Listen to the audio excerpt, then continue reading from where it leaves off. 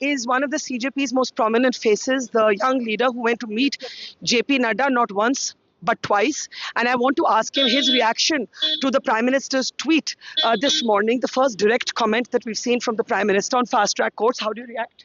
I don't know. I mean, the Prime Minister must realize that all these band aid measures will not work. The protesters here have come from all across the country. And the demand is pretty non negotiable and very clear that Dharmendra Pradhan has to go. I don't understand what the entire machinery that they have, the intelligence machinery also, what are they telling them? Because it is quite clear when we go to the crowds that they want nothing but Dharmendra Pradhan's resignation. So this is not enough from the Prime Minister. What are you seeking specifically? It is nothing. It's a band-aid measure. We are very clear. We are very clear that Dharmendra Pradhan has to go. All the families have to be compensated whose children died at the hands of this broken, corrupt system.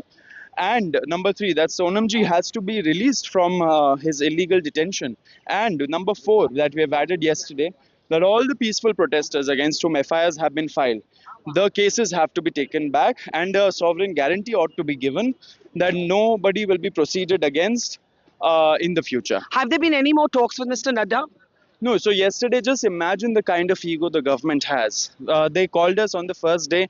We were happy to go to his house, where they sort of illegally detained us for 4 hours. After that, yesterday we told them we are not going there. The government has to come walk up to us. They should come to Jantar Mantar, but we are rational people. We would meet them at a neutral venue So if उसके they बाद feared. क्या हुआ? उसके बाद नहीं हुआ, nothing happened. No outreach, back channels? No outreach after that. So just imagine the kind of ego this government is carrying. They completely lost the plot.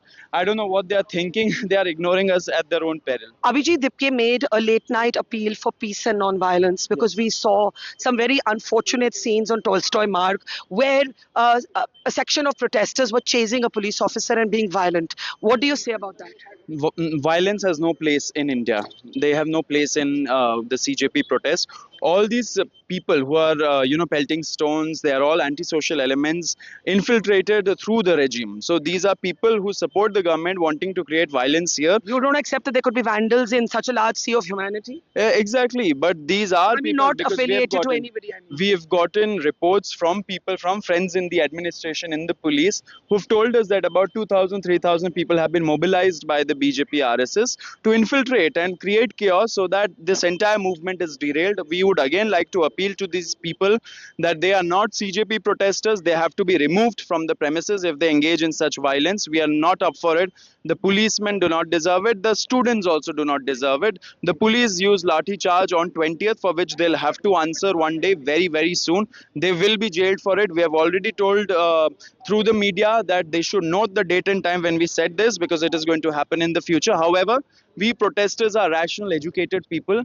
We cannot, work like vandals and goons like the police did. Last question. Sonam Wangchuk is also making appeals. He doesn't seem to be saying that Mr. Pradhan has to go. He's met with ministers in the government. He's saying that if certain conditions are met, including an assurance from the government that there will be no vengeance against protesting students, and if the issue is raised in parliament, he will appeal to all of you to call off your protest. How do you react to what Sonam has said? So Sonam ji, of course, we are all very concerned about his health and we want him to break his fast as soon as possible. If he has put forward certain conditions, the government must consider, but we will not let Sonam ji's hunger for so many days go to waste. So we are quite adamant about one non-negotiable thing, which is that Dharmendra Pradhan has to go. The entire country is out on the streets, Barkha. It's not something that can be negotiated at this moment. The government has handled it really bad.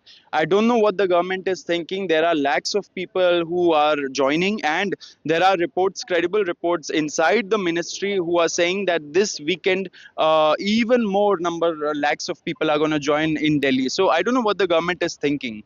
At the moment, If I was their advisor, I would have told them, please start engaging with these protesters, because they are very clear about their demand, and the government should understand that they serve at the pleasure of the people.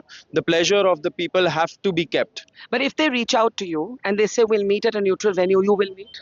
We were the ones who gave them that option, either Jantar Mantar or a neutral venue like the Constitution Club. They are the ones who are not responding. So we are always up for debate, dialogue, discussion. And from day one, we have said again and again that we believe in dialogue. that the government does not believe in it is testimony to the fact that democracy is in danger. This government ought to be made answerable for the crimes it did, and I hope that day comes sooner. Okay, Saurav, thank you. Saurav Das there.